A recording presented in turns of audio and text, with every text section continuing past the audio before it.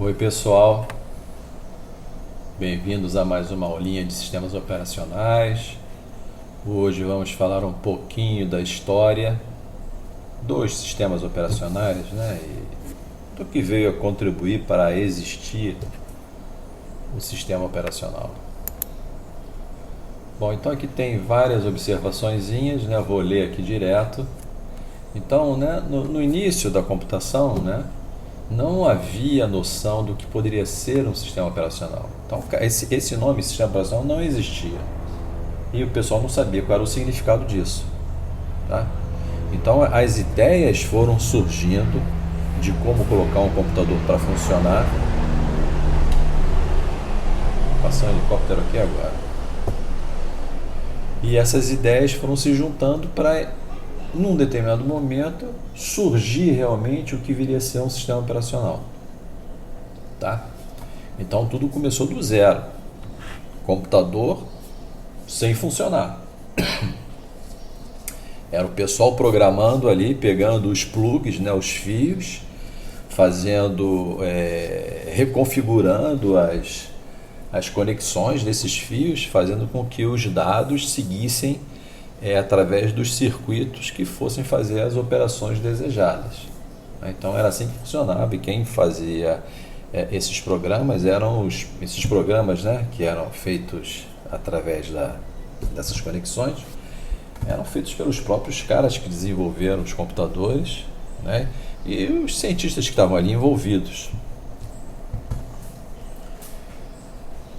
Então, eu vou tentar fazer aqui uma apresentação um pouquinho diferente da história que é apresentada nos livros, né, de sistemas operacionais, como, por exemplo, o livro-texto do Tannenbaum, né, Sistemas Operacionais Modernos, né, tem outros, mas esse é um dos mais usados atualmente.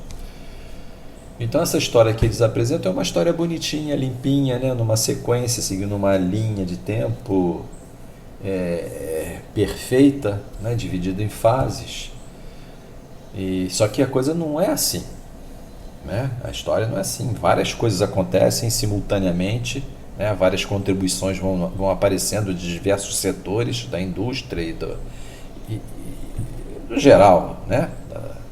Da parte científica, da parte universitária, da parte militar, da parte dos processos industriais, do pessoal envolvido com sistemas de tempo real, pessoal envolvido com o controle.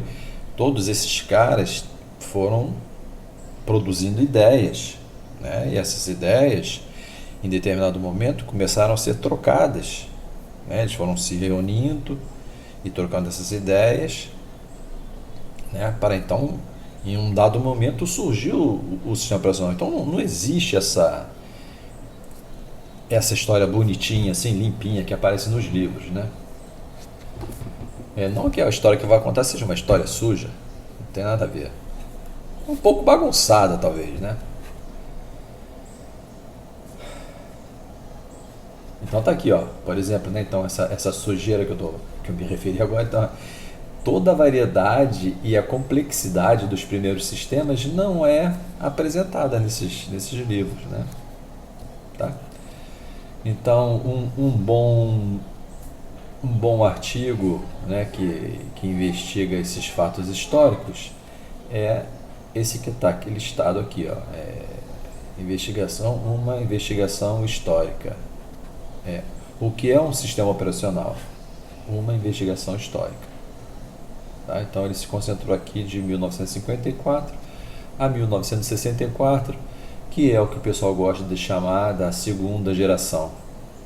Né? A segunda geração dos computadores, ou a segunda geração dos sistemas operacionais.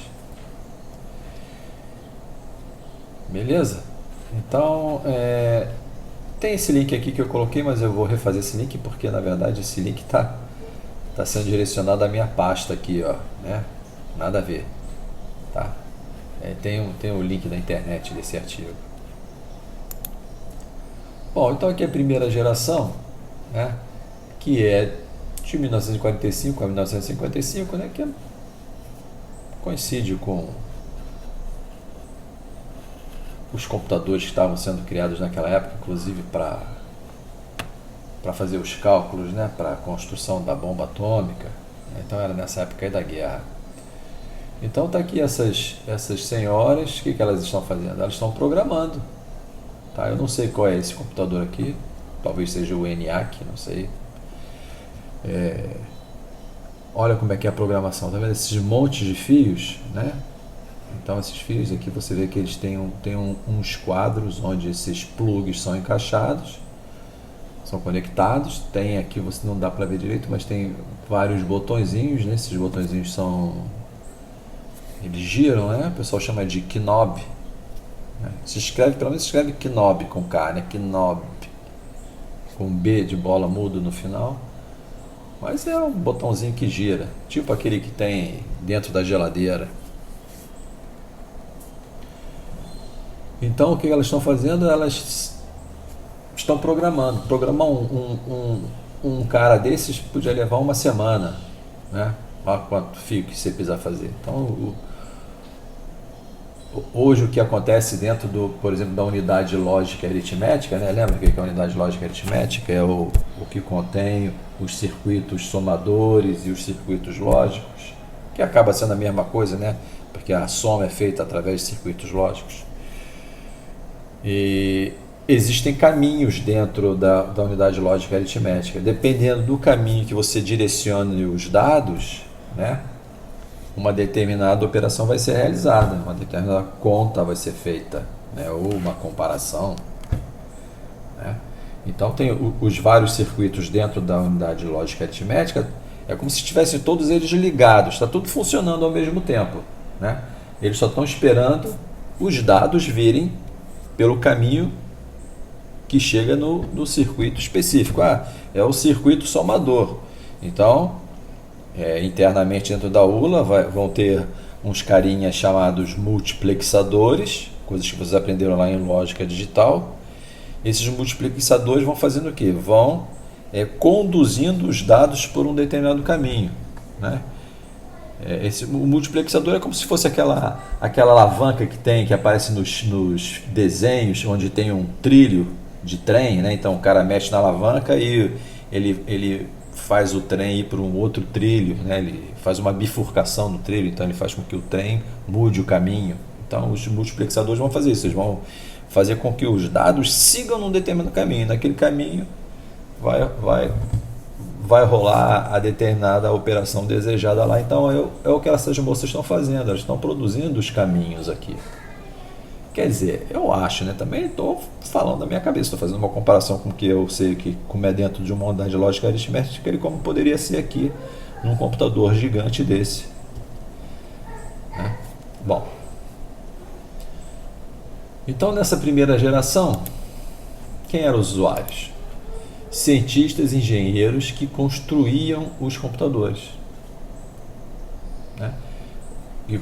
E estavam diretamente ligados à construção do computador, ou eram quase os donos, entre aspas, daquele computador, né? Era aquela equipe de cientistas que aquele computador foi direcionado para aquela equipe, porque aquela equipe ia fazer uma determinada tarefa. Por exemplo, o pessoal lá do projeto Manhattan, que ia produzir a bomba atômica, eles precisavam fazer. Então tinha uma equipe de cientistas ali que eles programavam o computador, ou pelo menos faziam os cálculos e levavam até a mão das pessoas que sabiam operar o computador.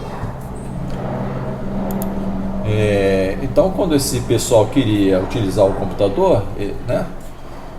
Não exatamente esses computadores que eu acabei de me referir, né, que eram dedicados a um determinado grupo de pessoas, né, mas quando tinha uma universidade ou uma indústria, ou sei lá o quê, onde tinham pessoas que iam utilizar os computadores. As pessoas que queriam utilizar o computador, elas iam numa prancheta e colocavam o nomezinho delas lá e qual o horário que elas iriam utilizar o computador. Então, nessa época, né, as pessoas tinham contato direto, o programador tinha um contato direto com o computador, né? E um termo que surgiu depois, não nessa época, porque esse termo é mais um termo do povo da área comercial, né, da área empresarial. Então, Open Shop é o que eles diziam que você essa essa fase aí onde que as pessoas tinham acesso ao computador, né? Então é a fase do Open Shop. A pessoa podia marcar o horário que queria utilizar o computador e usar. Ah, aqui não tem mais nada para falar, que eu já falei isso aí, então vamos embora para não perder muito tempo. Então aquilo ali foi mais aquela figurinha anterior, aquele slide anterior estava mais ou menos falando na primeira metade, nessa primeira metade aí de 45 até 50, né? Aí os computadores tiveram uma melhoria, né? Começaram a utilizar cartões perfurados. Então isso aqui é um cartão perfurado, tá? Não necessariamente contém um programa, tá? Mas ele contém instruções que substituíam a forma com que se programava antes, que era através daqueles fios lá, né? Reconfigurando os fios. Agora eles utilizavam cartões, tá? Mas ainda era a mesma coisa, as pessoas tinham acesso ao computador, ainda continuava sendo o Open Shop, tá? Teve essa melhoriazinha aí de poder usar o cartão. Aqui tá o nome desse computador, Era 1103. Esse é o Univac, né? O outro nome do Era é Univac, ele era da Univac, esse cara aí.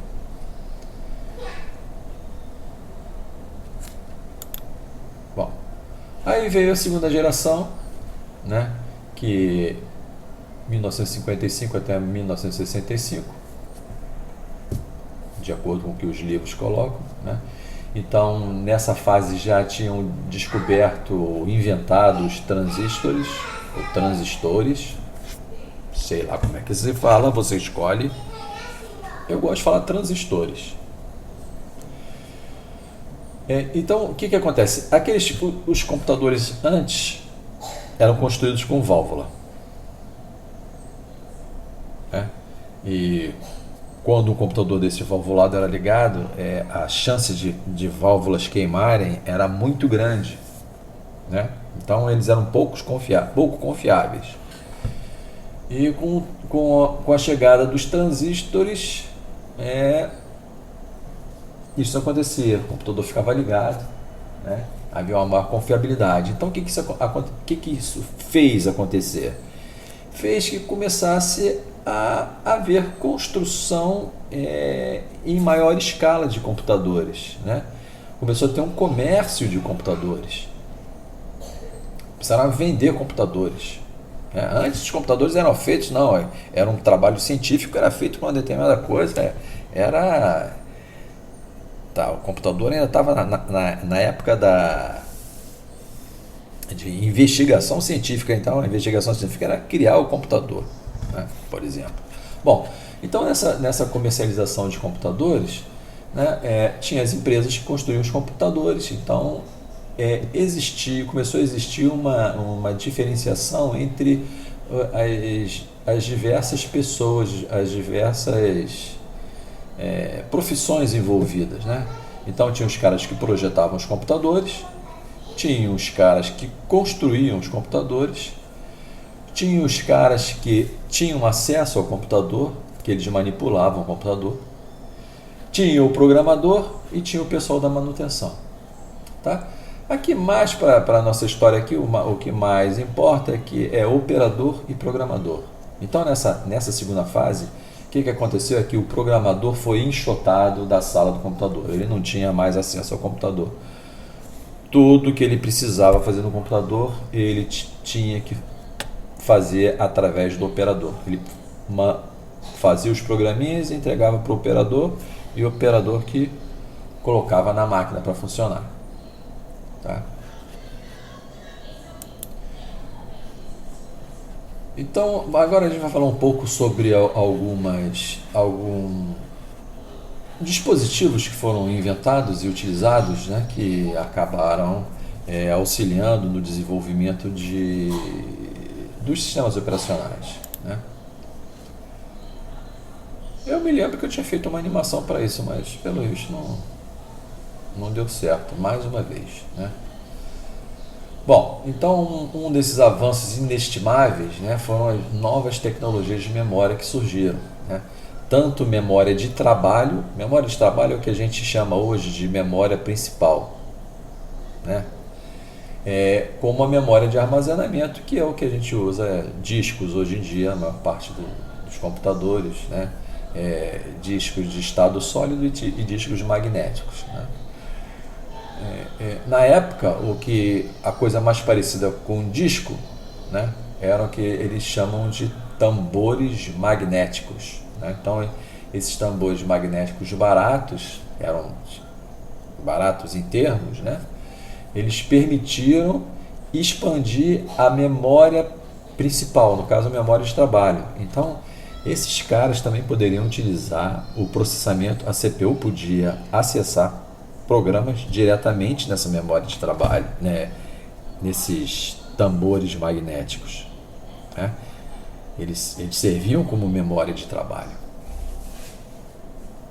coisa que hoje em dia é impensável isso, né? Porque a diferença de velocidade de acesso a uma memória de semicondutor e acesso a uma memória de magnética é brutal. Então não tem como o computador hoje em dia ele acessar o disco para executar um programa. Tudo vai ter que ser sempre através da memória principal. Primeiro da memória principal, né? Depois da memória principal vai para a memória cache, e da memória cache vai para os registradores dentro da CPU, que são outros dispositivos de armazenamento de alta velocidade, que é onde realmente os cálculos são realizados, né? Então, quando você vai fazer uma conta, né, você vai somar dois valores, esses valores primeiro eles são colocados dentro dos registradores que estão conectados diretamente na unidade lógica aritmética. Então a unidade lógica aritmética acessa esses registradores e dali que ela pega os números que vão ser manipulados.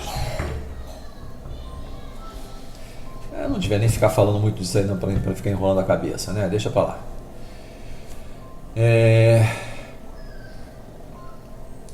Também nessa mesma época, né, memórias de núcleo de ferrite, né, que muito mais caras, mas muito mais velozes, começaram a ser utilizadas, né?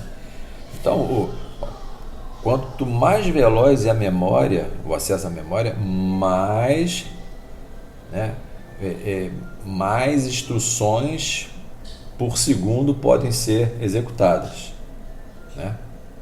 Porque não adianta ser só a CPU ser muito veloz, né? A CPU pode ser muito veloz, mas se a memória é lenta, ela tem que ficar esperando a memória passar a informação para ela, passar a instrução para ela, passar os dados para ela. Então, agora, se a memória é rápida, né, também vai aumentar a velocidade da leitura dos programas. E também utilizavam esses mesmos tambores, né, como armazenamento externo, né? Não só os tambores, né? Os tambores também não foram uma invenção dessa época, né? Os tambores, que é o magnetic drum, né, que eles chamam, né, em inglês, esses caras foram desenvolvidos em 1932, sei lá, no início dos anos 30, né, na Áustria, né? Então eles já eram mais ou menos antigos, mas estavam sendo utilizados aí. Tá? Depois tem uma figurinha, vai mostrar como é que ele é. Então essas memórias magnéticas usadas como armazenamento externo, né, como a memória secundária, né, quer dizer, elas facilitavam o acesso, né, facilitava mais o acesso um acesso mais rápido às bibliotecas de rotinas, né, que continham rotinas para ajudar na execução do programa. Então aqui só se não fosse isso, eles teriam que usar cartões e leitores de cartões, né? Então aqui está falando assim, ó, aquele aqui é 45, né, uma fita magnética é 45 vezes mais rápido que a leitor de cartões. Infelizmente eu não tive acesso a comparações entre a velocidade de leitura, de acesso à fita e acesso ao tambor magnético. Não poderia ter colocado aqui, né, mas não tem.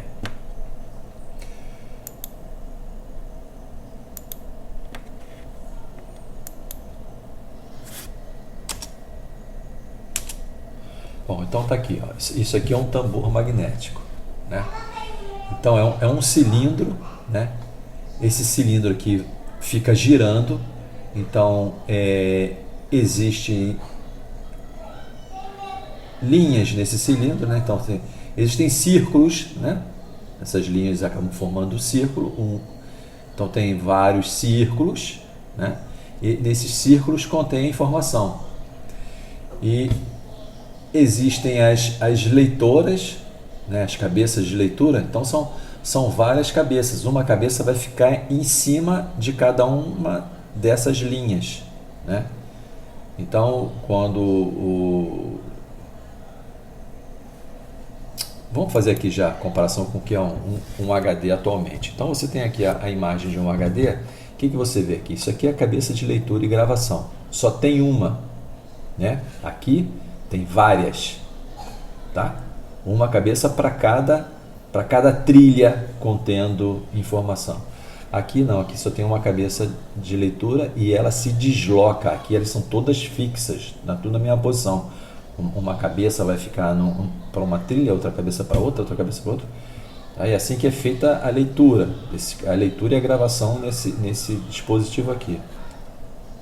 Aqui, como esse cara se movimenta, ele acessa as diferentes trilhas, né? Então aqui no disco você também tem trilhas, anéis concêntricos, né, onde a informação é armazenada. Então o que acontece é que a cabeça de leitura se desloca através dessas trilhas, né? Tanto de um lado quanto do outro, porque do outro lado do disco, né, também tem outra cabeça de leitura e gravação que lê também trilhas do outro lado. Então, ao mesmo tempo, essas trilhas acabam se chamando cilindros, porque elas são olhadas olhando tridimensionalmente. Você tem um círculo aqui, do outro lado você também tem outro círculo. Então é como se você juntasse dois círculos, né, e gira, seria a base superior e inferior de um cilindro, né? Por isso que quando você vai formatar um disco, por exemplo, ele vai perguntar assim, quais são os cilindros que você vai querer colocar um determinado sistema operacional. Vou querer colocar um sistema operacional, vou querer colocar o Linux do cilindro 0 até o cilindro 1000, e o Windows eu vou querer colocar do cilindro 1100 até o cilindro 2000, né? Então você vê esse tipo de nomenclatura, né? Falam sobre cilindro, mas na verdade o cilindro mesmo é esse cara aqui, né? Enrolou a cabeça. Tambor magnético, HD, né? HD vem de hard disco rígido. Professor, por que é disco rígido? Porque esse material aqui é duro, por isso que ele é rígido. Existia um outro material antigamente que a gente parou de usar, que eram os disquetes, né? Que era uma caixinha que dentro tinha um disquinho, só que ele era feito de um material, de um plástico maleável, né? Então o plástico sendo maleável, quando ele gira, ele cria ondas, né? Ele faz ondulações no plástico. Então por causa disso tinha que ter uma distância segura entre uma trilha e outra, para não ter problemas de erros de gravação e leitura. Então, quando um disco é flexível, ele contém menos informação, porque tem esse problema do giro criar ondulações no material. E aqui no disco rígido, não. ele não cria ondulações, então ele pode colocar trilhas cada vez uma mais pertinho da outra, né? Então, quanto mais trilhas você consegue colocar, né, quanto mais círculos concêntricos você consegue colocar, mais informação você vai conseguir gravar no teu disco.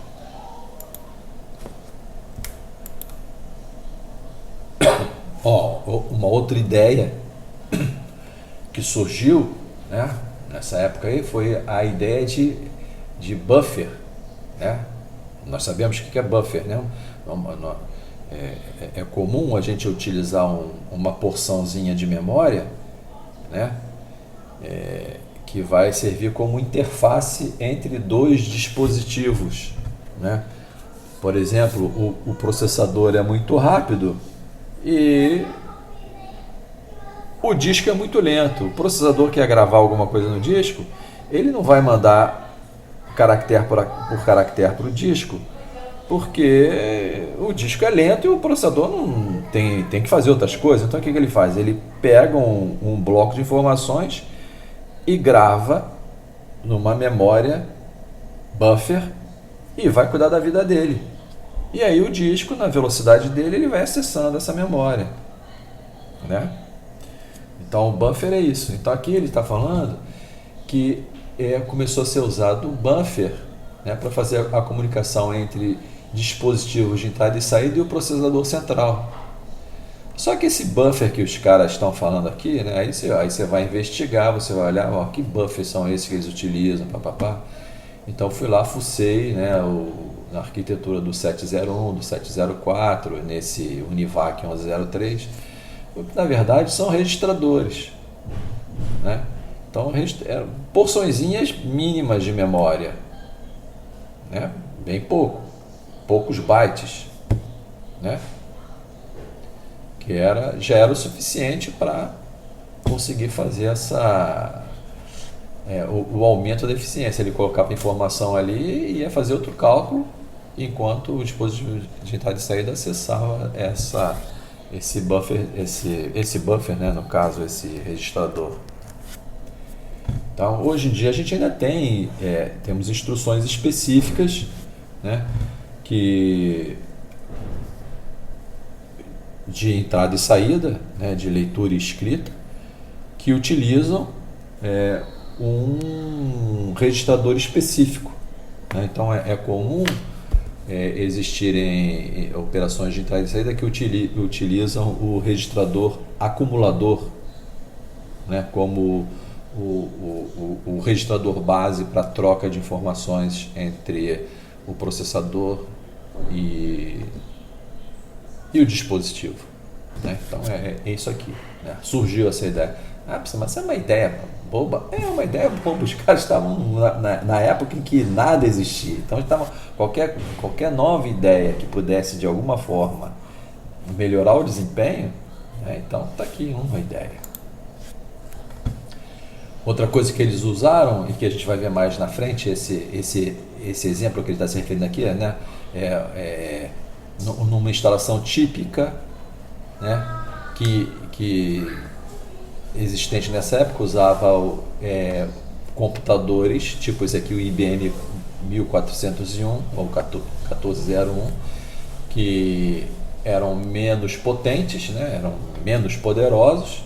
Eles eram utilizados como computadores de entrada e saída, enquanto um computador mais poderoso, tipo 7090, 7094, 7090 acaba sendo uma família, né? Tem uma variaçãozinha aqui desse número aqui, que vai diferenciar um do outro, mas acaba sendo uma família da IBM. Então, o computador central se comunicava com computadores periféricos, né, os quais estavam associados a algum tipo de dispositivo de entrada e saída, né?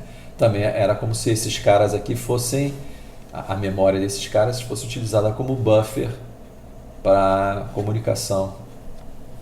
Então, o que está sendo dito aqui, que é importante você sentir aqui, é que havia uma necessidade de equiparar a velocidade do processamento da CPU com a dos dispositivos externos, né? E se não desse para equiparar essa velocidade, o que se podia fazer então era utilizar uma maneira, né, uma memória intermediária que ficasse com as informações para que o dispositivo mais lento ficasse acessando essas informações, enquanto a CPU ficava livre para fazer outras coisas.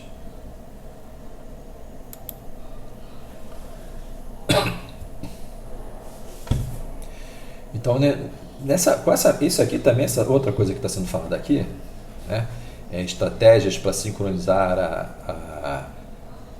a CPU, né, a unidade de computação, vou chamar de CPU, e os periféricos, né, dispositivos de entrada e saída, tinha que ter uma sincronização. Que sincronização é essa? A CPU pede uma coisa, o dispositivo de entrada e saída faz, enquanto ele está fazendo, a CPU continua no que ela precisa fazer.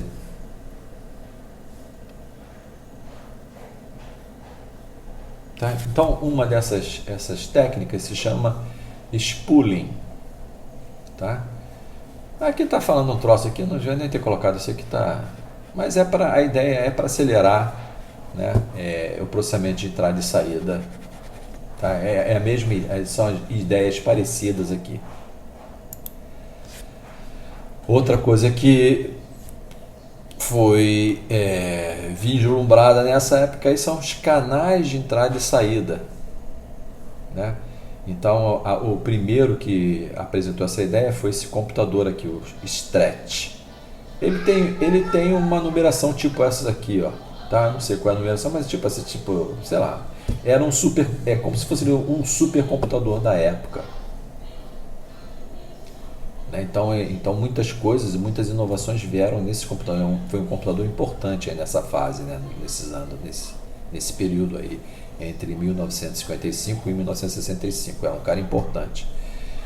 Então, para esse cara foi implementada uma coisa chamada canal de entrada e saída. Então, a verdade aqui, a ideia geral de um canal de entrada e saída é dar uma inteligência para os dispositivos de entrada e saída para deixar a CPU livre.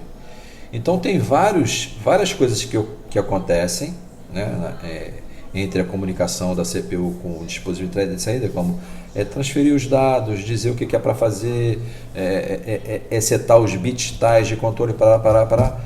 Se a CPU ficar fazendo isso, né, ela deixa de fazer, executar um programa, realmente um aplicativo, para ficar se preocupando com essa parte aí de transferência de dados com entrada e saída. Então, esses canais, né, embutiam uma certa inteligência que conseguiam fazer essas manipulações sem perturbar a CPU. Então, mas isso hoje em dia a gente tem esses canais de entrada e saída, né? Então, esses canais de entrada e saída hoje em dia eles têm o seu próprio processador, né? São os controladores de entrada e saída, né? Então, todos os nossos dispositivos hoje em dia são inteligentes ou tem algum dispositivo inteligente ali naquele canal que vai facilitar a comunicação da CPU com o sistema, do dispositivo de entrada e saída com o sistema, sem envolver a CPU. Então, essa ideia de usar buffers, né, está associada com essa ideia aqui, ó, produtor-consumidor. Tá? Então existe, eu coloquei isso aqui porque existe um problema do produtor-consumidor, que é um problema que existe em sistemas operacionais, que é um problema de sincronização entre processos que produzem uma determinada informação e os processos que consomem essa informação. Então vai existir aqui, então, por exemplo, o que tem aqui, ó, é a memória, né, que é compartilhada. Então esse cara aqui é compartilhado e esse cara aqui vai produzir informações e esse cara aqui vai, ó, isso que eu estou falando agora não tem nada a ver com o buffer, né? Mas é uma ideia futura que a gente vai ver aqui em sistemas operacionais. Mas vamos falar aqui então do buffer aqui. Então, Para quem nunca viu o buffer, né? Então o buffer é uma porçãozinha de memória, onde no caso aqui o produtor, em um determinado momento vai ser o processador, né? A CPU, e ela vai colocar as informações aqui nessa memóriazinha, nesse buffer, e vai cuidar da vida dele, e as informações estão ali. E o consumidor vai ser o dispositivo de saída que vai acessando essas informações. Agora, quando é um dispositivo de entrada, quem vai produzir essas informações, né, é o dispositivo de entrada, ele vai virar o produtor. Então, o dispositivo de entrada vira o produtor e a CPU vira o consumidor. Né? Beleza? E agora, indo para o nosso problema aqui de produtor-consumidor em sistemas operacionais, já que eu falei, vou só dar uma faladinha aqui rápido. Por exemplo, o produtor, ele não pode continuar produzindo quando isso aqui está cheio. Né? Quando a região compartilhada, né, a memória compartilhada já estiver cheia de informações, ele tem que parar.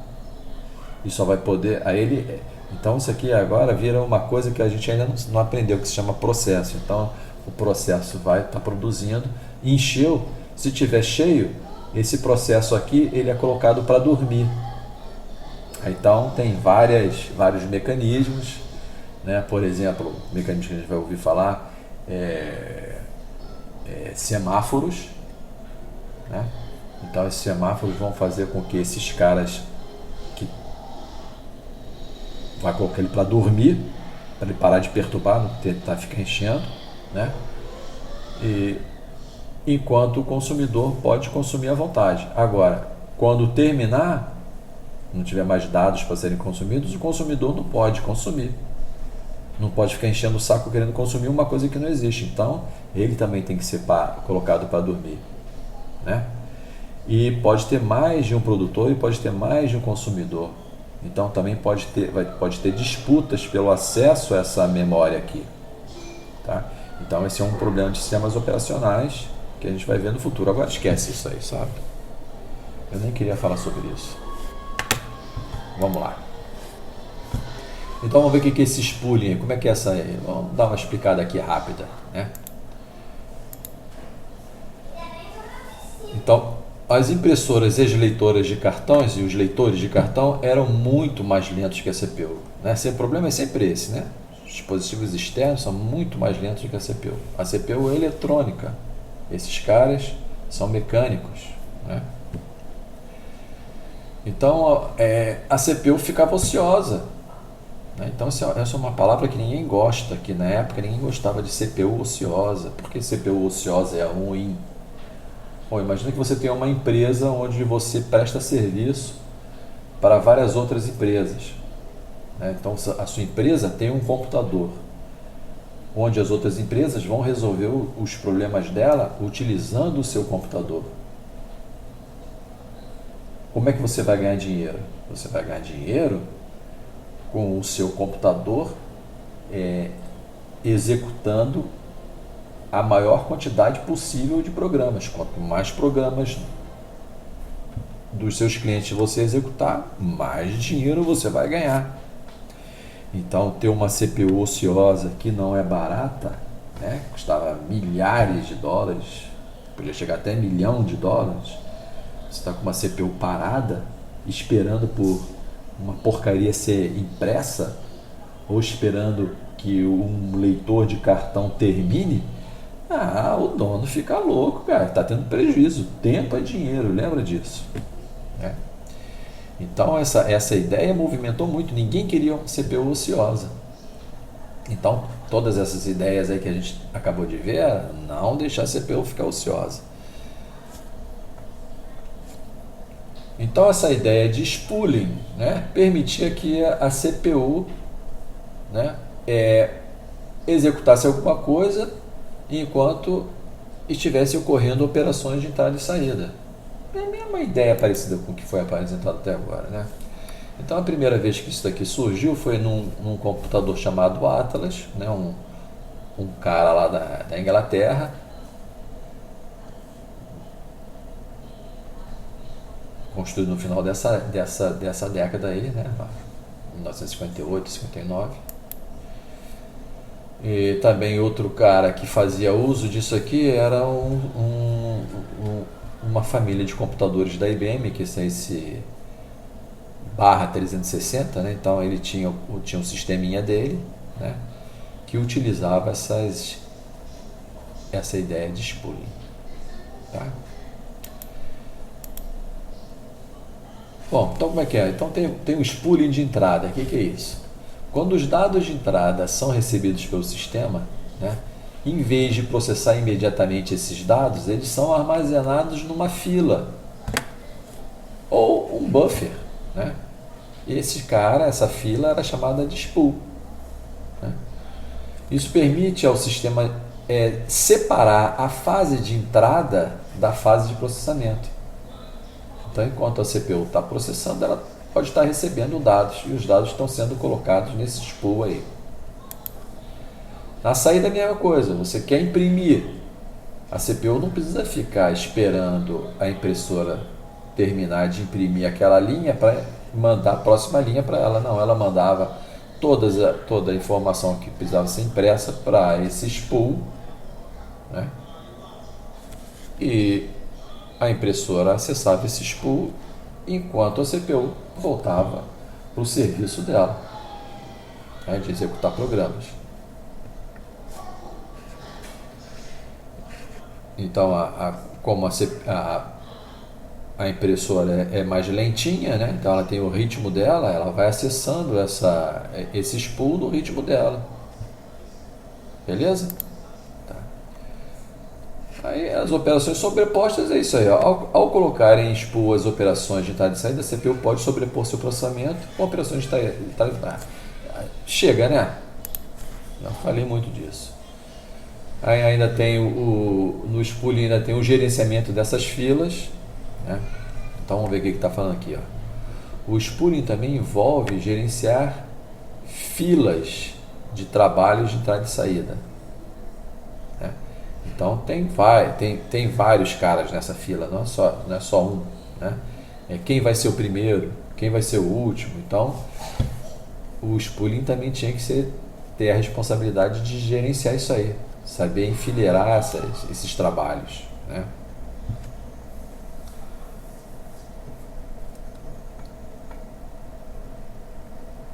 Tá. Bom, é isso aí.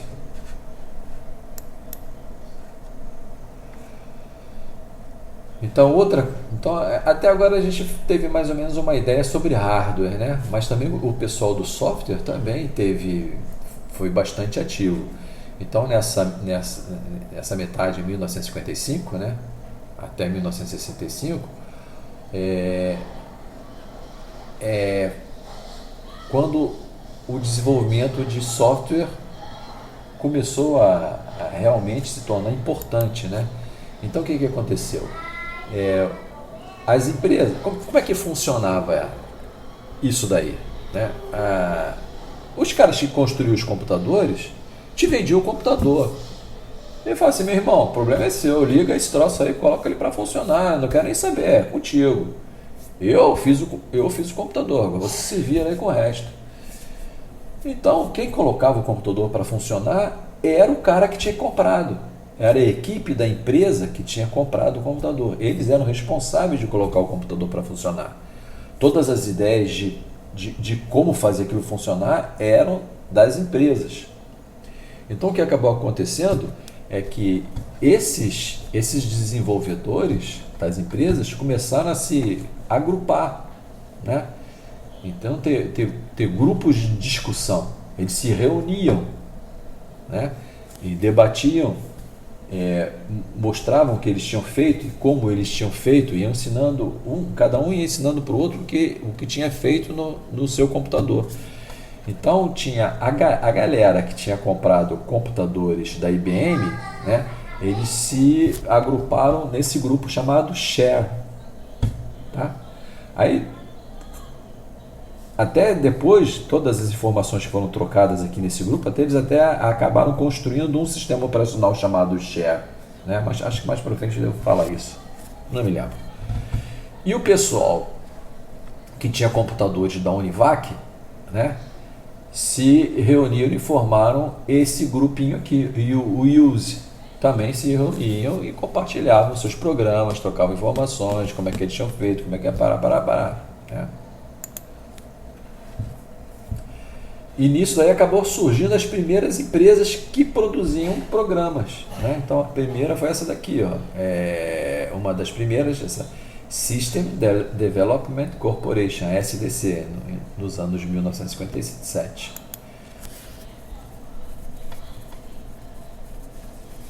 Então esses caras desenvolveram coisas grandes, né? Que poderiam até ser chamados de sistemas operacionais. O nome ainda não estava fixo na cabeça da galera. O nome chamavam de programas do sistema. Programas do sistema acabaram se tornando o sistema operacional. Então, um dos primeiros sistemas que saiu disso aqui foi esse cara aqui, ó, o CSSR, que vem esse nomezinho aqui, tá?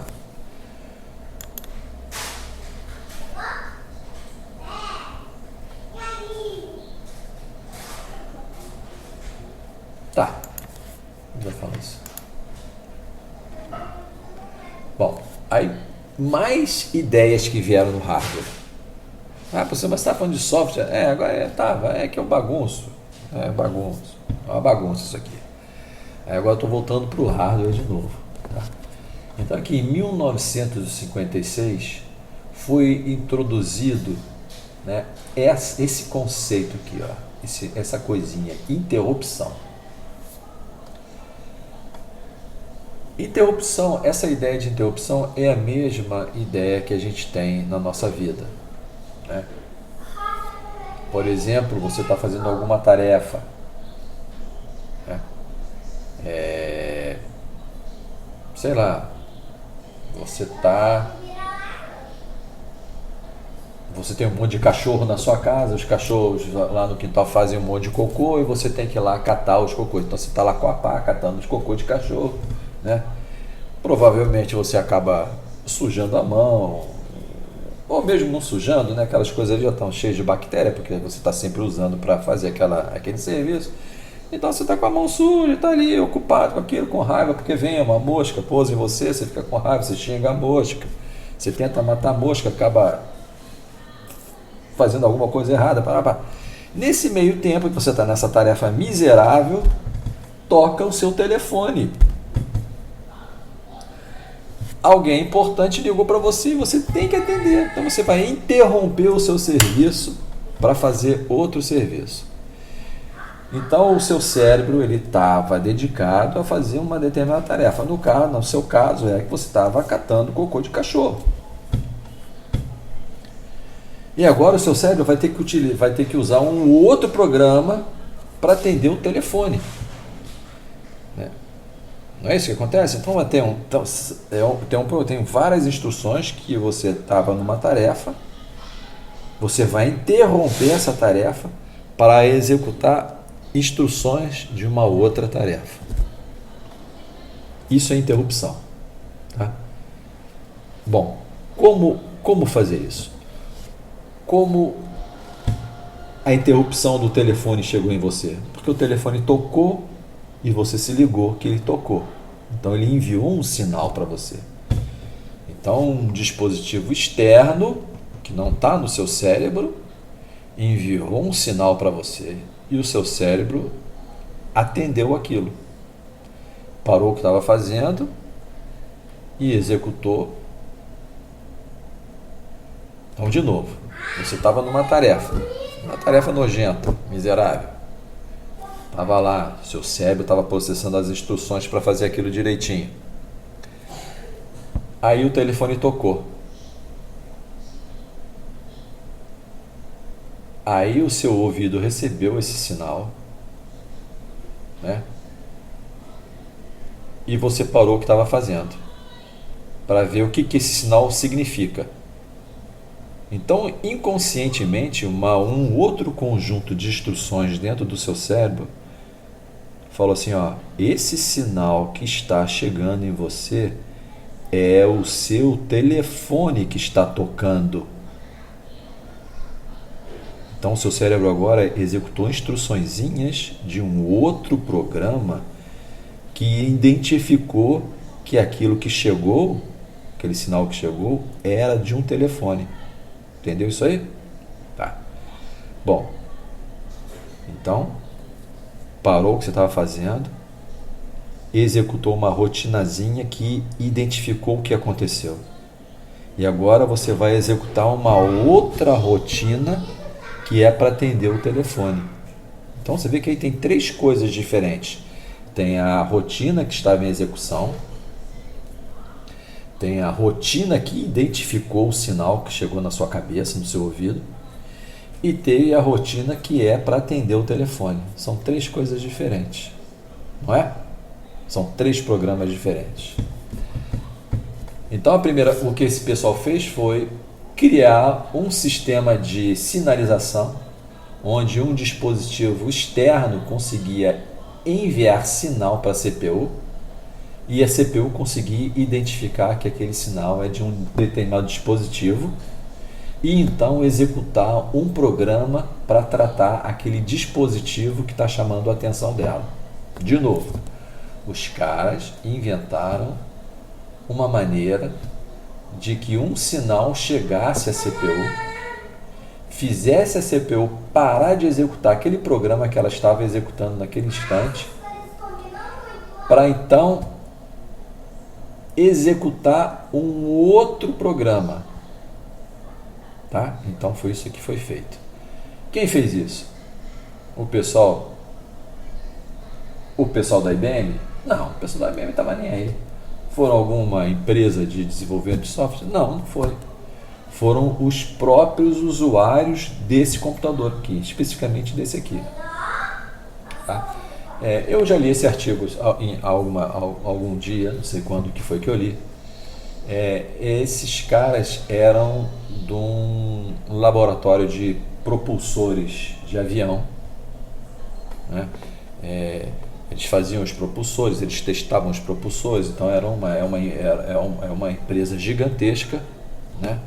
Que eles tinham esse computador para fazer os seus processamentos de dados e talvez até controlar alguma coisa. E eles decidiram que eles tinham muitas unidades e eles queriam conectar essas unidades por telefone, por fios telefônicos, dos seus equipamentos ao computador central, que é esse cara aqui.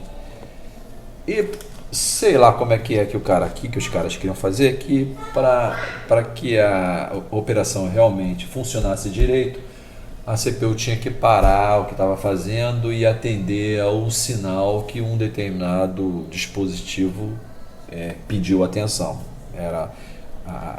Tinha que ser feito rapidamente. Então os caras bolaram essa ideia aí. Tá? Bom, provavelmente as ideias não vêm do nada. Às vezes vêm do nada, mas elas são estimuladas e às vezes você tem conhecimento de alguma outra coisa que te acaba dando uma ideia, né? O que eu vou falar eu também não tenho certeza.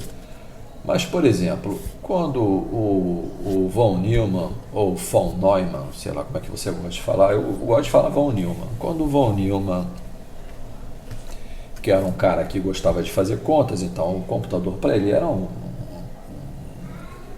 aparato científico para ajudar a fazer contas, né? E eu imagino que ele tenha proposto também uma coisa chamada exceção.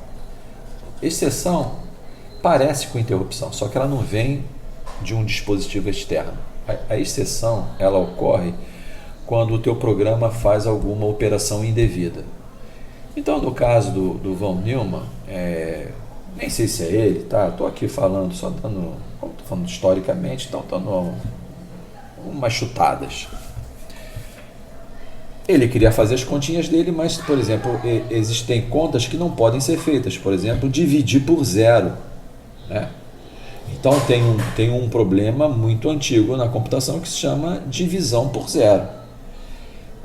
Se o teu programa acabar tentando fazer uma divisão por zero, o teu programa é interrompido.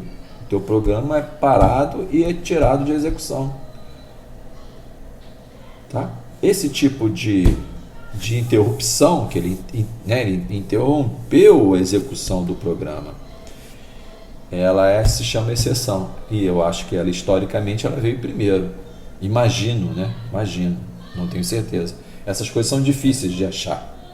Tá? Isso aqui foi uma sorte. Eu não estava nem procurando interrupção quando eu cheguei nesse artigo. Eu estava procurando outras coisas. Falei, pô, que legal, os caras fizeram isso. Aliás, acho que eu estava vendo sobre multiprogramação, e no artigo de multiprogramação os caras fizeram referência a esse artigo. Aí eu fui ler esse artigo, né? Mas não é uma coisa fácil de você encontrar. Bom, então eu imagino, existe, né? Então existe na computação uma coisa chamada exceção e existe a interrupção. No caso, aqui é interrupção por hardware, quer dizer, um hardware externo, né, solicitou a atenção da CPU. A exceção não é externa, é interna e acontece síncrona, né? Quer dizer, se você executar o teu programa de novo, exatamente naquele ponto do programa vai ocorrer de novo a exceção, porque o teu programa está teimando em dividir por zero. Então, toda vez que você rodar o programa e chegar nesse ponto, ele vai gerar exceção. Né? Então, você já sabe que ali naquele ponto vai ocorrer exceção. Né? Você é masoquista, você vai botar o teu programa ali várias vezes. Aí você vai fazer, o meu programa vai parar ali naquele ponto de novo. Né? Você sabe que naquele instante o teu programa vai parar porque ali tem um erro. Né? Existem outras exceções, né, que você já deve ter visto aí executando no seu Windows, né? Violação de acesso, você tentou acessar uma área de memória que não lhe pertence, né? Aí vem uma mensagem dizendo, seu programa foi interrompido porque o seu programa tentou acessar uma região de memória que não é da sua conta. É uma exceção. E toda vez que você executar o programa, ele vai tentar fazer essa porcaria desse acesso maldito e ele vai ser interrompido. Então ela é síncrona com a execução do programa. Agora, a interrupção de hardware, ela é assíncrona, ela pode chegar a qualquer momento. O disco quis falar com a CPU, ele vai mandar interrupção. O teclado quis falar com a CPU, ele vai mandar interrupção. Um sensor que você botou, que você estava monitorando alguma variável ambiental, aconteceu alguma coisa no sensor, um sensorzinho inteligente, ele vai mandar um sinal para o processador central. O processador central vai ver o que está acontecendo. Tá? Então isso pode ocorrer a qualquer momento, várias vezes seguidas, ou nenhuma, ou acontece uma agora, uma depois. A gente diz que isso é assíncrono, não tem nada a ver com o programa que está em execução no momento. Tá? Igual você estava lá fazendo a sua tarefinha de limpar lá o quintal, chegou um telefonema para você. Isso não quer dizer que toda vez que você vai lá catar o cocô do cachorro, o telefone vai tocar. Não vai acontecer, porque é uma coisa assíncrona. Não tem a ver com a tarefa que você está fazendo no momento. Beleza? Bom, um outro tipo de interrupção que evoluiu daí é a interrupção de software, que ela é mais parecida com a exceção do que essa interrupção aí de hardware. A interrupção de software é mais parecida com a exceção, porque a interrupção de software ela também é síncrona com a execução do programa.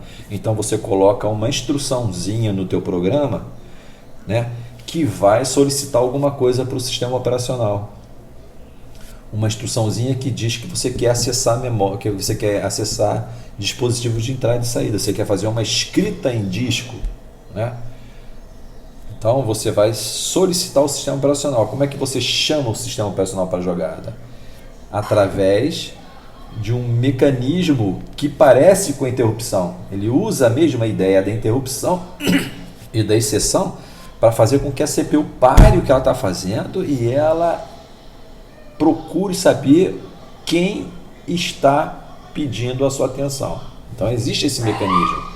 Então é a mesma coisa quando você fizer um programinha que solicite entrada e saída, Na hora que essa instrução for executada, ela vai desencadear esse mecanismo, e esse mecanismo vai trazer o sistema operacional para a execução, porque o sistema operacional estava dormindo. Uma coisa que vocês precisam saber: o sistema operacional ele não está sendo executado paralelamente ao teu programa. Quando a CPU está executando o seu programa, o sistema operacional está dormindo em algum lugar, está quietinho lá, esperando a vez dele, esperando alguém chamá-lo, né? Eles não estão sendo executados ao mesmo tempo. A CPU está executando o seu programa, o seu aplicativo, sei lá o que você está vendo, está ouvindo música na internet, até executando aquele programinha lá, tá? Enquanto ela está executando aquele programa, é só ele. Agora, precisou acessar, sei lá, precisou acessar a placa de rede para buscar mais música, mais parte do arquivo de música. Aí, quem vai fazer isso não é o teu programinha que ouve música, é o sistema operacional. Então, o sistema operacional vai ser chamado para fazer essa tarefa aí. Então, tem uma maneira de chamar o sistema operacional, que é através de interrupção por software, que o nomezinho que eles gostam de dar para esse daí é TRAP, T-R-A-P, armadilha, tá? A tradução para português é armadilha, mano. É como se fizesse uma armadilha para pegar o sistema operacional, tá? Então se chama TRAP, beleza? Então tem esses 3 tipos de maneiras de interromper o funcionamento de um programa. A exceção: o seu programa executou alguma porcaria e aí a CPU teve que botar o teu programa para fora.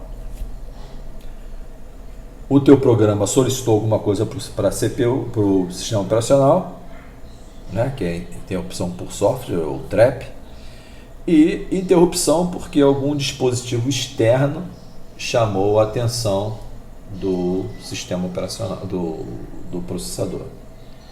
Beleza? Então são esses 3 tipos de maneira de interromper o que a CPU está fazendo naquele momento para fazer outra coisa. Falei pra caramba, né? Bom, então tá aí. Essa é um dos momentos na história da computação em que esse mecanismo ele é super importante, tá? Não só porque o hardware quer conversar com a CPU, mas vários mecanismos do sistema operacional só funcionam porque existe a interrupção. Por isso que eu botei essa linha aqui, porque ela é muito importante, tá?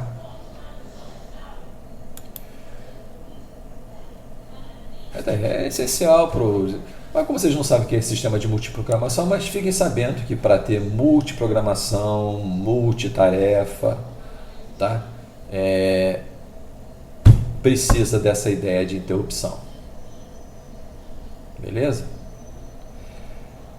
Professor, por que o senhor botou esse negócio aqui, compartilhamento de tempo? Tá, existe um hardware, né, que se chama timer. Esse hardware ele pode ser até interno na CPU. É um tipo de registrador. Que ele é capaz de fazer contagem. Então, baseado no clock, ele produz uma contagem. Então você diz que, olha, eu quero contar tantos milissegundos. Então, sabendo qual é a frequência de clock do seu computador, dá para saber quantos clocks eu tenho que contar para ter 10 milissegundos, por exemplo. Então você vai ter um registrador. Esse registrador vai fazendo a contagem. Pode ser uma contagem progressiva, pode ser uma contagem regressiva. No momento que essa contagem... Então são caras que você consegue programar. Eu quero que você conte 10 milissegundos. Tá? Então você vai setar aquele registrador para que ele conte 10 milissegundos. Quando chegar em 10 milissegundos, ele produz uma coisa chamada overflow, né? Overflow ou underflow, mas é overflow, tá? O overflow é o seguinte: você estava fazendo uma contagem, né, igual que acontece lá no carro, aquela coisa que marca a quilometragem do carro, né? Você tem lá o seu carro, você já rodou 99.999 quilômetros, mas no momento que você roda mais 1 quilômetro, o teu carro vira 0 quilômetros, porque ele não tem quadrinhos suficientes na quilometragem para marcar 100 mil quilômetros.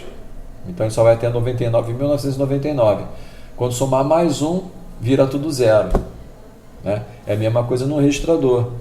Vamos dizer que você fez de um jeito lá que a contagem, quando chegasse em 1 milissegundo antes de 10 milissegundos, né? 9 milissegundos? Não sei fazer essa conta em 9 milissegundos, desculpe, tá? Mas quando chegasse próximo ao limite, quer dizer, ele vai acabar zerando. E quando ele zera, esse tipo de registrador, ele pode ser associado a uma interrupção. Então, quando ele zera, quando acontece esse overflow do registrador timer, né, ele gera um overflow. Esse overflow gera uma interrupção. E essa interrupção chama a atenção da CPU. Aí a CPU precisa saber quem foi que solicitou isso daí. Aí ela vai saber que veio do timer. Tem uma maneira de saber como é que é do timer.